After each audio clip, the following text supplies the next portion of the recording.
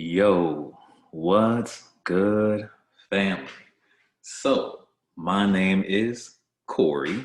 Some may know me as Corey the MT, others may know me as Caress Corey, um, and some may just know me as Corey, right? And I am going to be your facilitator today for the Black Male Sexual Health course, class, discussion group that started on Thursday. I believe that was the 27th of September.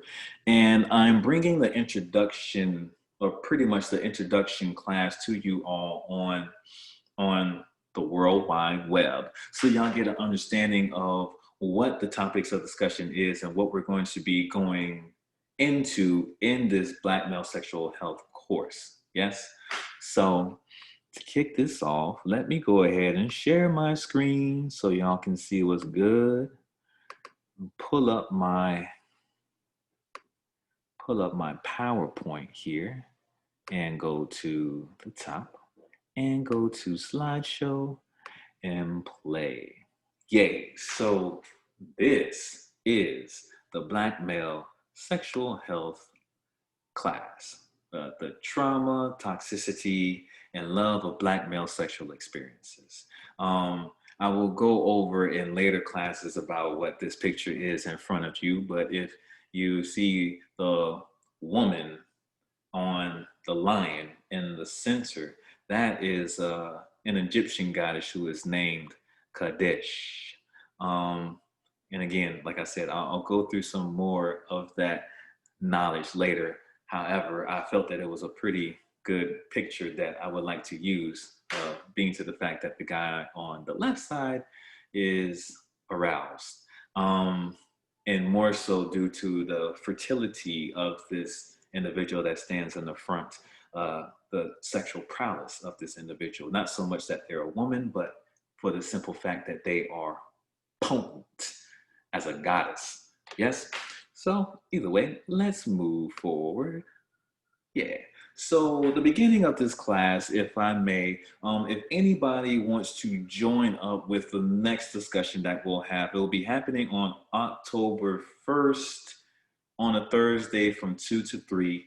Y'all can email me at coreyjh.cmt@gmail.com. That's coreyjh.cmt@gmail.com. And I would like for y'all to send me your responses to these questions that I have right here.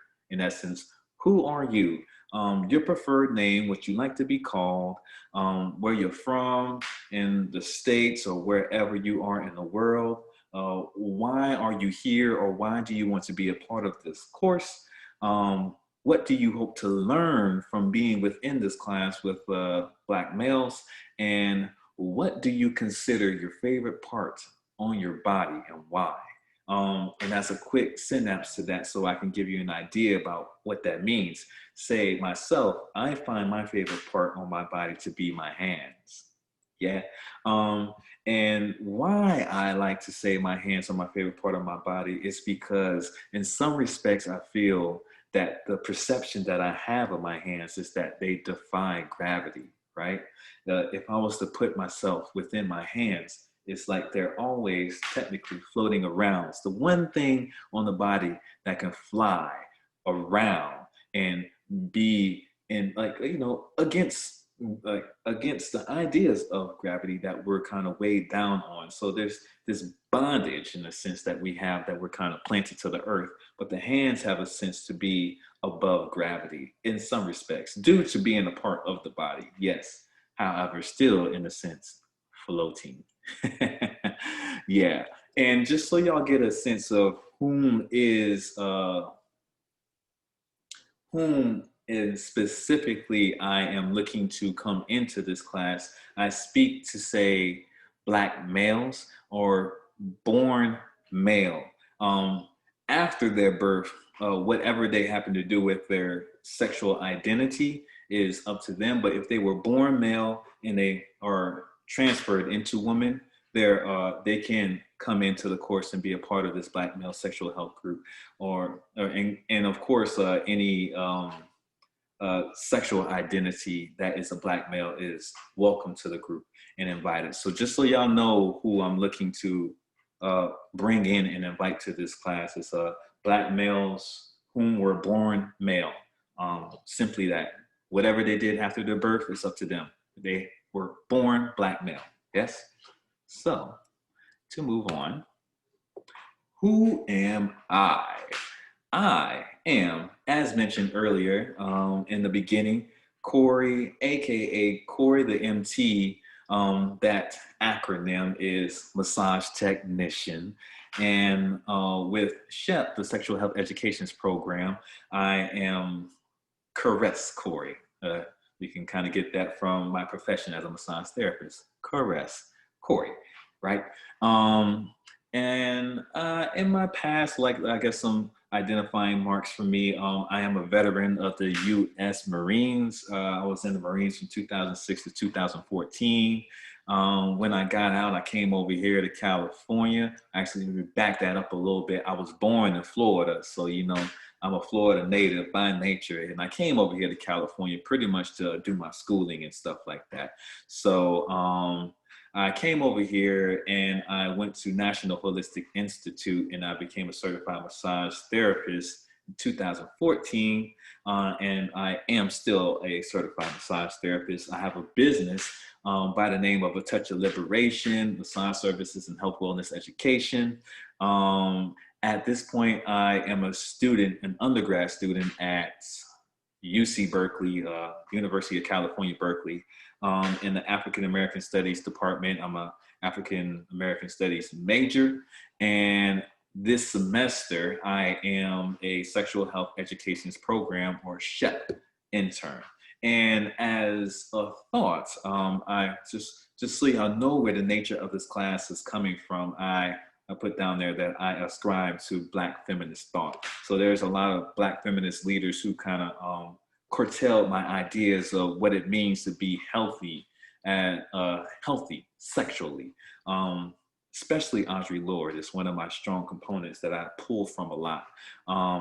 And so just so y'all know, and there's other additional thoughts that I have in regards to why I ascribe to Black feminists or Black feminism in a sense. And I can explain that in later days. Yes?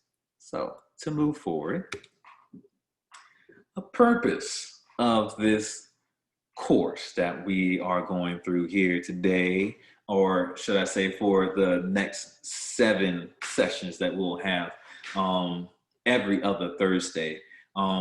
One is a sense of reflection for this Black male sexual health class.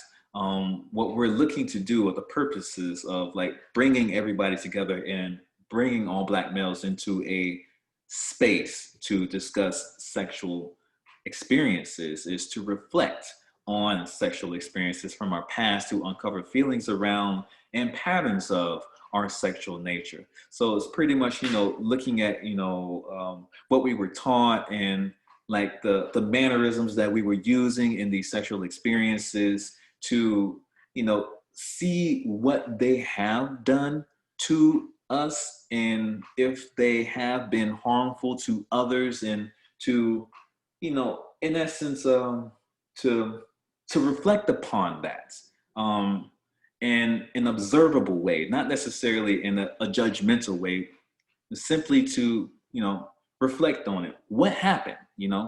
How did it get to be that way?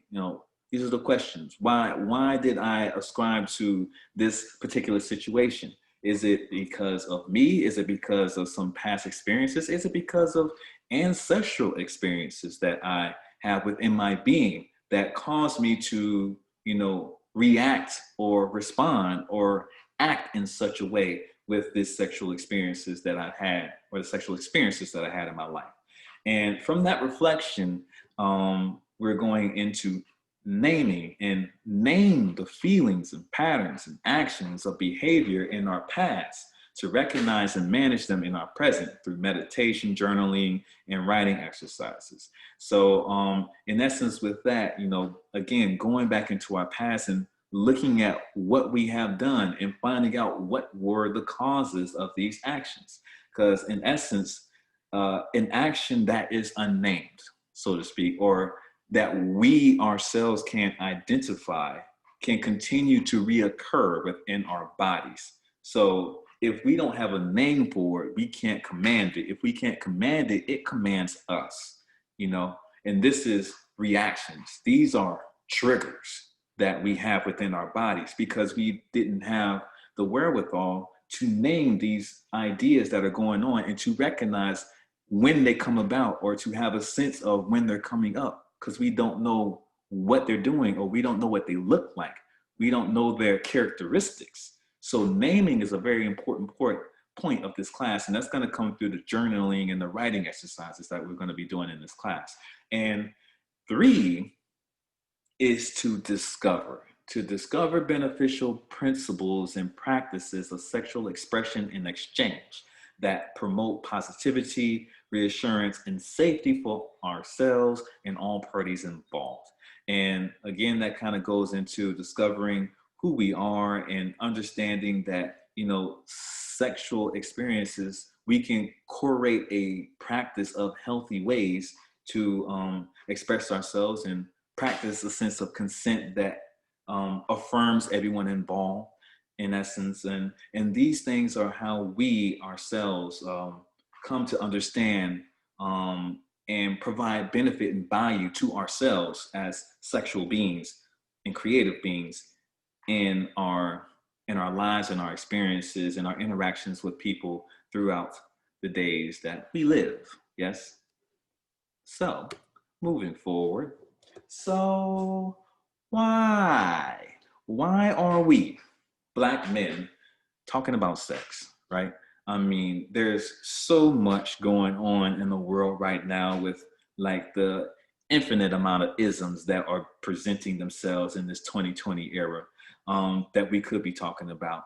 And you'd be probably curious to wonder like, okay, why is sex important, or why is sex a topic of discussion that is necessary for us to bring up today with all the things that we have going on in the world today? And I say because our sexual identity is our creative identity. That's how I recognize the sexual identity, in a sense that it is the means in which we create, right? And that's physically.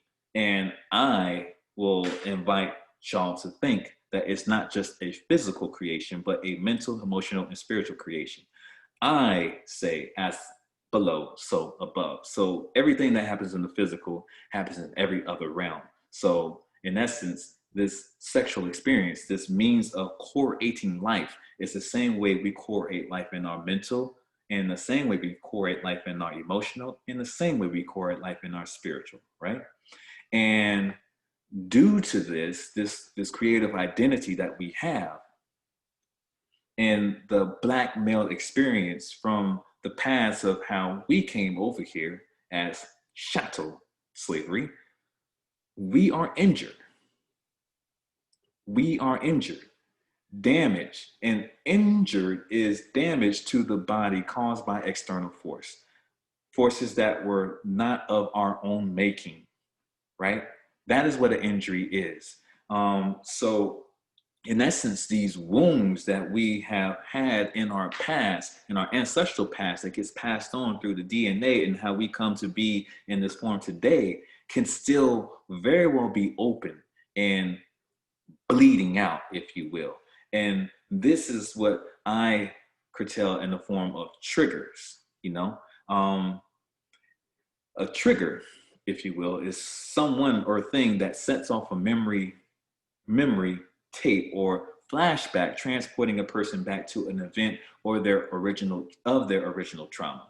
So in essence, these triggers are, if you will, just points of those injuries. Like if you had a cut on your hand and somebody touched it, it's probably going to hurt because it haven't healed yet, right? And you're going to say, what? Ouch, reactively, because the wound hasn't healed yet. And the same thing happens, again, in our mental and our emotional and our physical. If someone knows that we're injured in a certain kind of way, and they know that they can gain a certain type of reaction by touching that injury, they can control habits and control actions of you, again, that you may not be aware of, because these triggers are deep seated.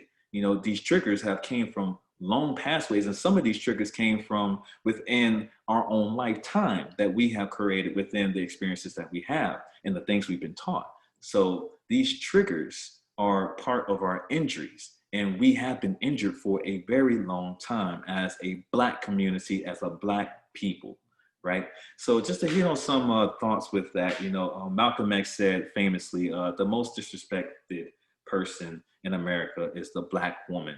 Most unprotected and the most neglected is the Black woman. And in some respects with that, again, from a Black feminist perspective, I feel that if the Black woman is not protected, respected, or appreciated, not neglected, then we as a whole community are also within that same world. We are a reflection of our most respected or supposed to be respected person within society. When you look at it, like the world was created, was Lucy, right? Was the first identified human being, a Black woman, you know? And in my world of spiritual practices, you respect that which comes before, respect that which has more. If Black woman was first, Black woman is the first to be respected, and that's not happening in our societies, that's a part of the issue, right? Now go down here, I have Janelle Hobson, who says criminalized Black sexuality is inextricably linked to Black female sexuality insofar as one body poses sexual threat while the other is deemed incapable of being sexually threatened. And that goes back to, again, back to the shadow, the sense of property that was put on the Black body, that we don't have feelings, that we are not human, right? We would treat it as if we do not act as regular human beings. And that has shown in the way that we have been treated, either raped by our oppressors, either whipped by our oppressors, and all of these negative connotations that are placed on the Black body because we are strong in a sense of our sexual presence and our sexual prowess. We have strength that's beyond belief, and it makes it assumed, or it's assumed, that because we have this strength that we're just somehow not human, and that's not true. We do bleed and we do get injured, and it's obvious that we are an injured people at this point, and we need time and space to heal our traumas. Yes?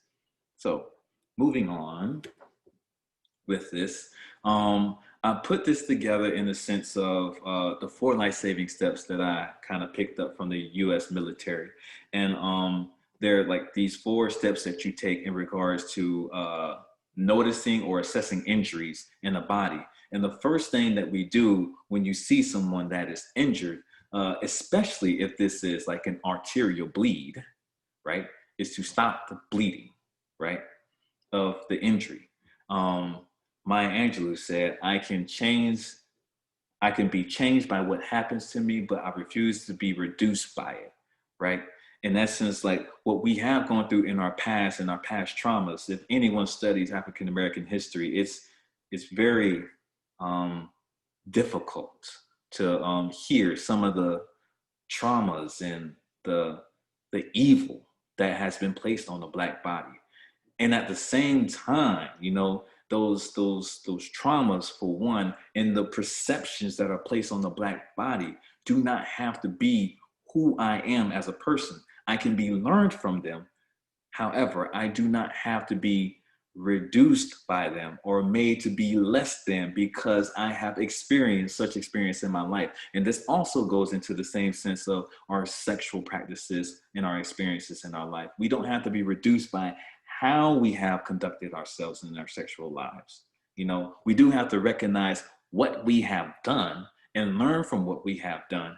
And we can look to heal ourselves by saying that that is a past person. And we can learn from this point on by stopping the bleed of that particular idea that I will no longer be that person if it's harmful to others. And I will move forward. Yes? So there first, stop the bleeding, stop the injury, you know. Second is to start the breathing, right? You know, we have to get ourselves back into our bodies, and to get ourselves back into the present, we get ourselves back into the present with our breath, right? And I pull from Andre Lorde with this, to say, for the erotic is not a question only of what we do. It is a question of how acutely and fully we can feel in the doing.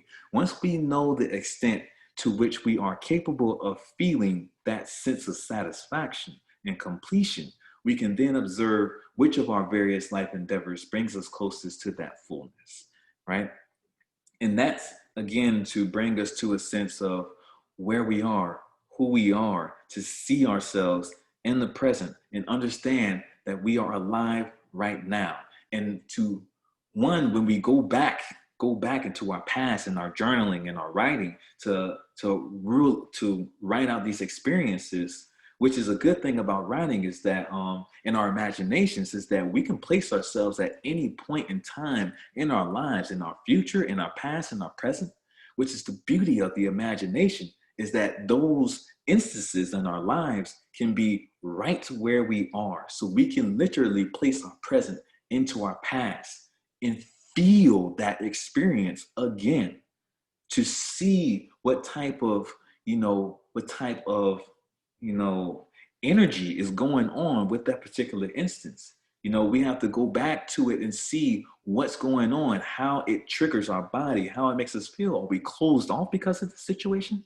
Are we opening up because of it? Do we love what we see? Do we hate what we see?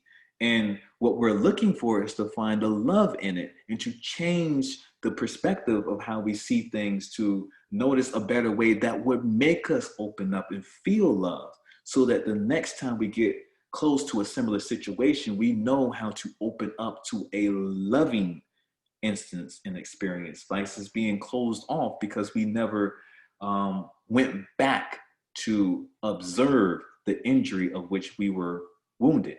Yes? The third is to protect the wound, right? And I pull from Audre Lorde again with this, and to say with the journaling prospect, or the journaling idea, is that it is through poetry that we give name to those ideas which are, until the poem, nameless and formless, about to be birthed but already felt, right? And poetry to me is a stream of consciousness, of thought that kind of comes out and is as truthful and honest to our heart as it is to our minds. So journaling, to me, is a form of poetry. And through our journaling practices, we can find the ideas that were going on in our past experiences of sexual behavior, so that, again, we can name the things, name the injuries, right? So, like, you're not going to treat, say, a cut on your leg the same way that you'll treat a knot or a black eye. You know, you're probably going to put a band-aid on your leg, and you're probably going to put a ice pack on your eye. You know, you treat these wounds differently by understanding how you were injured, you know? So in essence, when we go back into our past and look at these instances through our journaling and stuff like that, we're finding ways to protect the wounds of which we were struck or injured or afflicted from these external stimuli that happen to us in these experiences, right? And then here with James Baldwin, the victim who is able to articulate the situation of the victim has ceased to be a victim. He or she has become a threat, right? And this is what people don't want you to understand, right? Think the victim of circumstances. Like it's one thing to say like, don't be a victim. You know, if you are a victim of a circumstance, you're a victim of a circumstance. That is validated, period. The issue with it is that the victim sometimes does not clearly have an understanding of what really happened. And when you start to go back into that past and you start to lay down the foundation of the characteristics of how the victimization happened, you become an agent for yourself to know that this is the practice of my victimization, you know? This is what happened.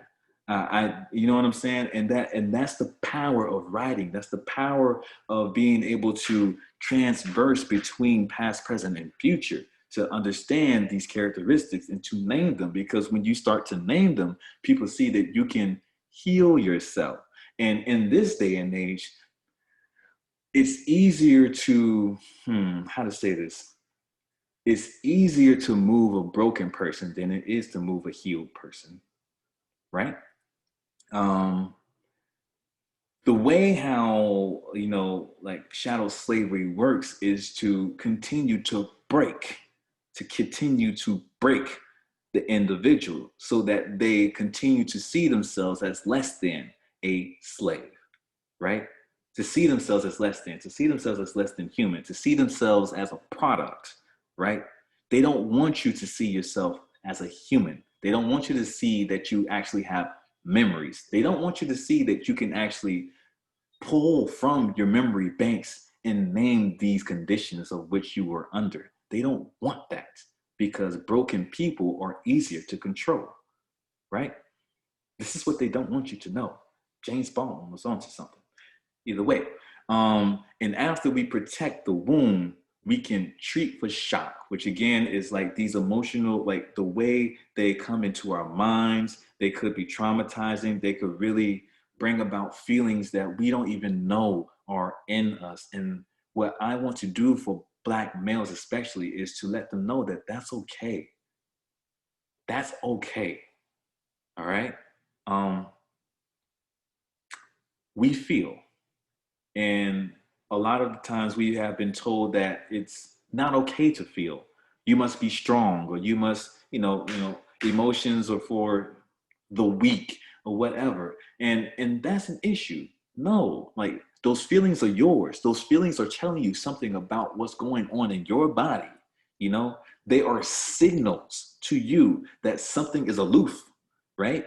You need to understand these feelings and emotions that are within your body and have a whole space for them and to actually allow them to come out.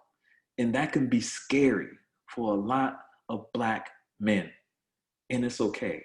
And that's what this group is here for. This is what this space is here for, so that we can allow you to be whole and to experience your whole self, all of yourself, not just your physical body, not just your mental body, but your emotional body and your spiritual body.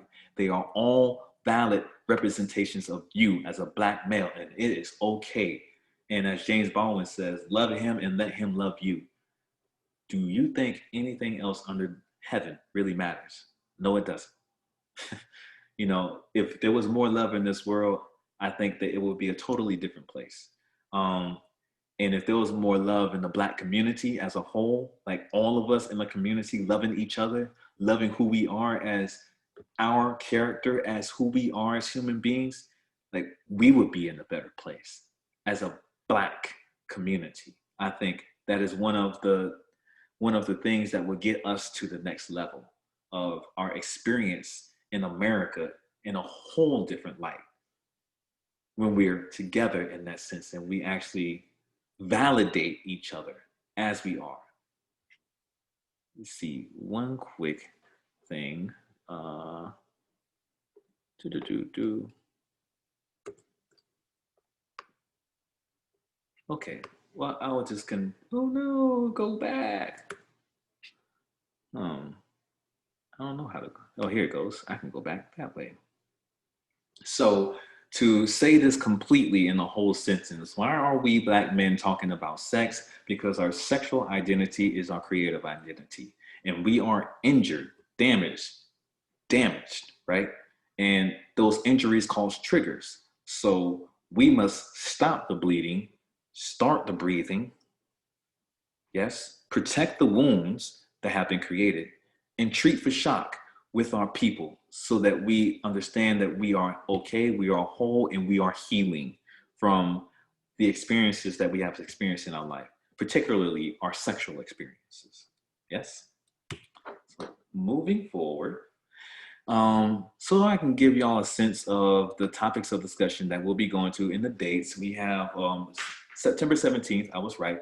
This is our I Am What I Am class, and we're going to be talking about, ways that we know ourselves. And the first step into understanding our sexual experience with others is understanding our sexual experience or our experiences with ourselves. So we start with who we are as a person. And moves on to the next class of 1st of October, day 2, the first time and this is the first sexual experience that we have encountered in our lives. Again, that's probably going to be a very sensitive day. So, be prepared to either write it out or maybe speak to a psychologist before coming to this class if you wanted to, present yourself, present your story to the group. We have the 15th of October, day 3. Where did you learn that from? And we're going into, what our families, what our friends, and what media has taught us about, what it means to be a sexual being in this world. And give me 1 second. I need to stop the dryer.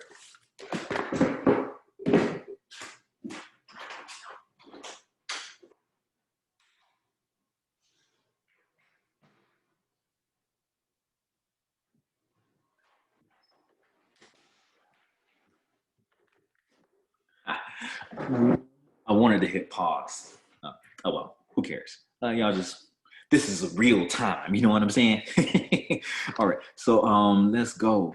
We have day 4, October 29th, where we're going to be going over the ideas of consent and setting boundaries. No means no. Yes means yes. And I have a poem actually that I want y'all to read by one of my favorite poets, Rumi.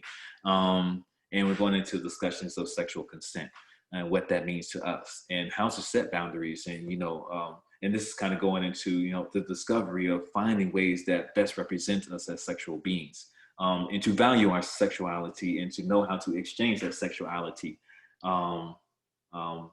ethically and efficiently and, with benefit to others and ourselves. So we go down to 12 November, day 5, where we're going to go into some ideas of practices, release versus retention.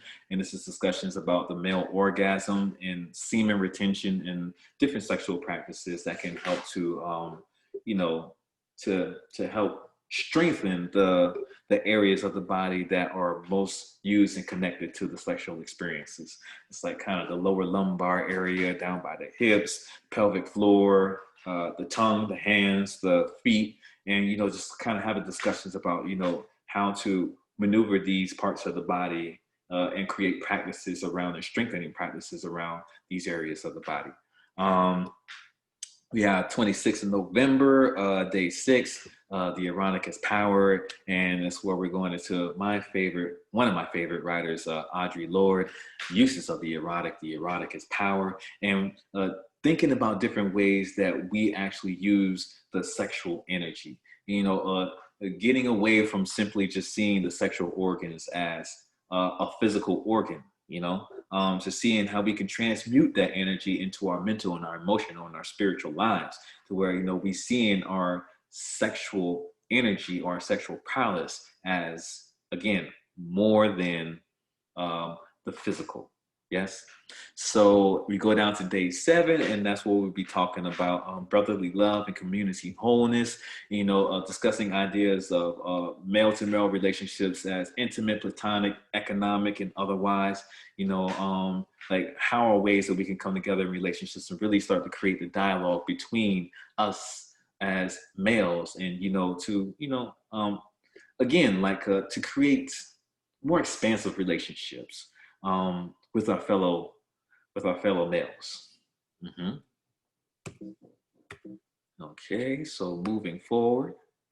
So with this class, I also want to relay the idea that this is a consenting space. So coming in, like we are in a practice of consent at all times for this course that we're going through. And I want to let you know, as the facilitator of this course, these are the things that I will consent to for you. This is what I say yes to for you, right? So I consent to be present in the space, to be aware of what's going on in the space so that I can hold a safe space for your stories, your experiences, and your life endeavors, and to, help you grow in the world of your sexual identity. Yes, I consent to validate your experiences. Your experiences are your experiences. They happen to you, and I have no say in how that came about, how to be. And that is your truth. And I'm here to say that your truth is valid.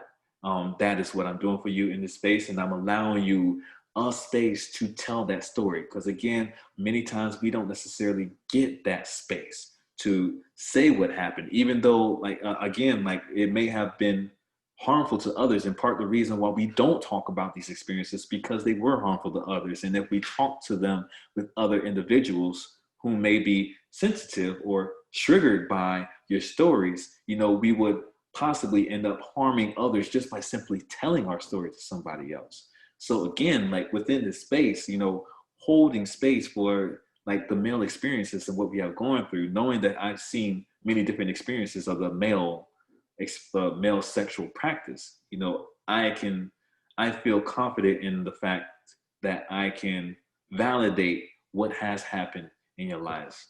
Yes. In your lives and life experiences, what has happened to you, what you have done to others. I validate you. Um, I consent to be an observer and a witness of your stories. And I know that, like, when it comes to like a jury, like a black male would dream of having a jury of their peers, you know what I'm saying, inside the room listening to their stories. And this is what this is, there are people who look like you, similar to you, who have experiences that are close to you, who are listening to you. This is what this space provides for you as a black male. It makes the story feel a lot more comfortable and a lot less tension, knowing that the people that are listening to you may have possibly experienced the same things that you have. That speaks volumes, right? Going down, I identify and recommend ideas of sexual practices and invite you to do certain things such as writing and journaling and meditation and certain other practices. I recommend these things. I am not diagnosing and I am not prescribing anything to you. I'm not here to tell you that your story says that you have ADHD or you have a mental illness or anything. I'm not diagnosing anything here. That's not what I'm here for. That's not even part of my repertoire of what I can do as a massage therapist, right? I can only recommend and, recommend you exercises and possibly identify things that I may find similar to things that I have seen or have experienced myself, such as the language that would come out like that sounds like it may be this. Now, I'm not saying that it is, but it sounds like it could be this, or that reminds me of something like this. That's the language that we're getting into in this space, just identifying, recommending, not diagnosing or telling you that you have something or telling you that you're this. That's not me. It's a suggestion. It's an invitation, right? And last, but certainly not least, I consent to confidentiality. What you say in this space stays within this space. Your stories are safe with us, and we hold each other in this, black male sexual health space, right? Not gonna go out here and blab about, snitches get stitches. We know what it is. It's no different inside of this space, and that provides a sense of safety that would allow, again, for us to open up and be vulnerable and say what's on our minds and say what's on our hearts and say the things that we have been keeping inside of our bodies, for so long. These things need to come out, and like providing a sense of safety in the fact that, your identity is safe inside with us can help to, bring some of these instances out of ourselves and bring some of these experiences out so we can reflect upon them and name them and discover new ways of being. Yes? So moving forward. So we have our first practice for today, which we did for this class. And the first practice that I like to name is the I am. practice. And we have a journaling, some journaling prompts for you down on the bottom. And it's depending on how you want to put it together, 5-15 minute journaling time. I say it's going to be about possibly 20 minutes if you go through each of the journaling prompts in like maybe a 5-minute stints and stuff like that. And I will show you what that will look like. Let me let me stop share for a second here and then go to a whiteboard. Yeah, this makes it easier to see. So the journaling practice that this is going to be is called the I am journal, right? And that is taking the prompts, I am, I know that what was that? I love to, and I love to be. And what I suggest is, going through each of these prompts step by step, maybe like spending 5 minutes on each of these prompts and just finding our words that we identify with ourselves, what we know about ourselves, what we love about ourselves, and what we love to be in ourselves, right? So as a quick idea, with the I am, it's going to be like more nouns that we represent within ourselves. Say like, say, I am, courageous, right? And just like, you're just going to keep going with this prompt and finding different words. Like you can go back on the same word if you like, or you can find different words that represent you. You say, I am, awesome. I am, let's see, I am learned, and things like that. Just keep running the thoughts about who you think you are, as in whatever fashion you want to see yourself, right? You go into, I know that and here we're more looking for actions and verbs to say, I know that I know that I get loud, or should I say, speak loudly, right? I know that I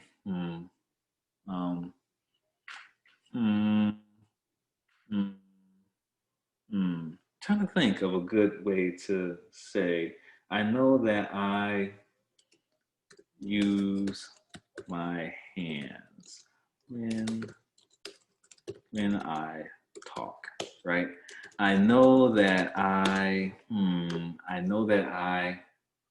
smile a lot, and just again keep going through thinking of the actions that that you do often. These are like the ideas that we see within our mind, right? Below, when we start getting into the things that we love, right, we're kind of speaking more so to our hearts. Where did it go? I lost the thing. You go back to a text. I just put this somewhere like over here. I love to write, right? These are things that we love to do. I love to sleep, not ministry up, right? I love to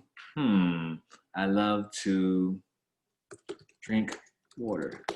I love caring for plants. Yep. And again, going through it. And then the last one, again, it's like, what's on your heart? What you love to be? I love to be a teacher. Yeah. I love to be a student.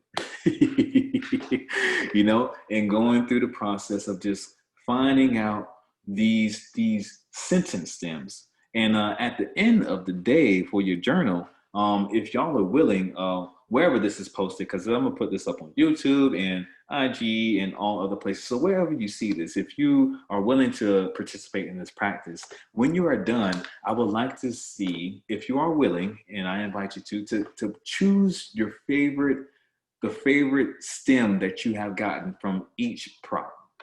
So like for me, let's say, let me throw up another text real quick. Let's say my favorite one on this is, I am courageous.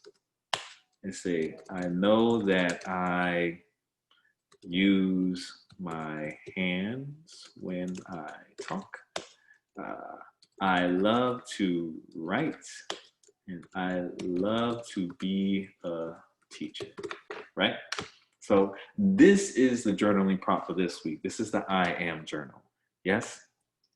And let me get out of here and go back to the share screen for this PowerPoint. And come back here because we're going to go through just a quick example of the meditation that I went through inside of the class. And this is the I am meditation. So what I would like you to do is to find a comfortable place where, you know, you can sit comfortably, either cross-legged or in a chair, and your spine can be erect and you're standing tall. And your feet are flat on the floor if you're in a chair, or you know your legs are in a comfortable position, and you can close your eyes and have a light gaze over your nose. And what we're going to do is we are going to say the phrase I am 3 times, and with this phrase we are going to speak I am as deeply, like the most prominent baritone voice that you create, the best Barry White impersonation that you can come up with. Like almost feel as if you're speaking like all the way to the bottom of your pelvic floor, right? That's how deep you want this to resonate. And at the same time, we're going to open up our throats. Like if you're a fan of yoga, you may know Ujjayi breath, you know, like kind of doing a yawn with your mouth closed widens the throat. So we're going to widen our throat and we're going to speak from our diaphragm as deeply as we can. Deep resonance. Ah, right? And with that, we're going to say, I am 3 times. And we're just going to sit in this space for about a minute, just so you can feel what that resonates with you. And I would love to know how this experience resonates with you if you are doing it. So I'm just going to set a clock for 2 minutes just so we can sit here with each other, right? And if you're in that space, you know, you close your eyes and feel your whole self and breathe comfortably. And as we take this deep inhale, we're going to say, I am 3 times. Yes.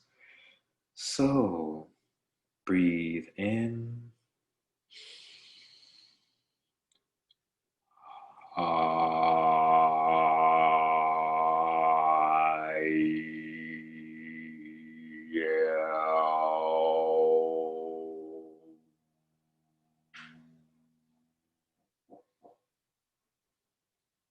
Inhale.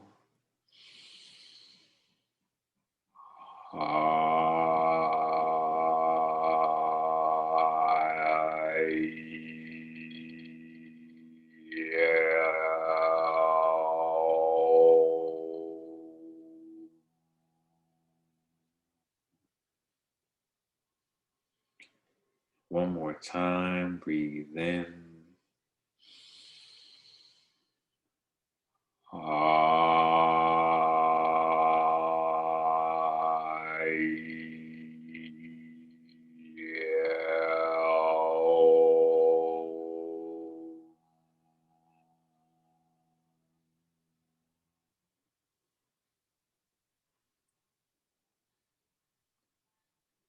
I am.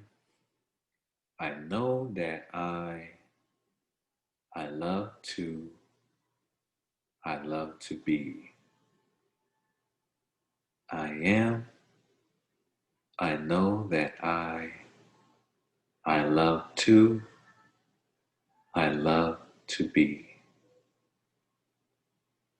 Sit with these phrases for the time that we have.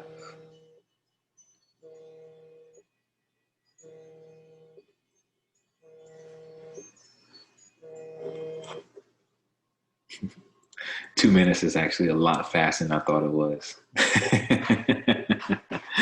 Either way, that is the meditation practice. You can set your timer for maybe 5 minutes or 10 minutes or however long you want to sit within that space. And take in that idea of who you are, who you want to be, and discover who that person is within you, from your past to your present to your future. Yes? Yay. So, as we end this, again, I thank y'all for watching the video. If there are any males that y'all know of that you feel would benefit from this class, please send them this video and let them know that we'll be having our next discussion on October 1st on Thursday, 2 to 3. And if y'all have any questions about this discussion group or anything like that, you can email me at coreyjh.cmt@gmail.com. Say again, that's coreyjh.cmt@gmail.com. And let me know your thoughts. Let me know how y'all are feeling. Let me know how this meditation resonates with you. Let me know how the journaling practice works for you. Let me know your thoughts and how you feel. So, with that, I will end by saying, be blessed and be well.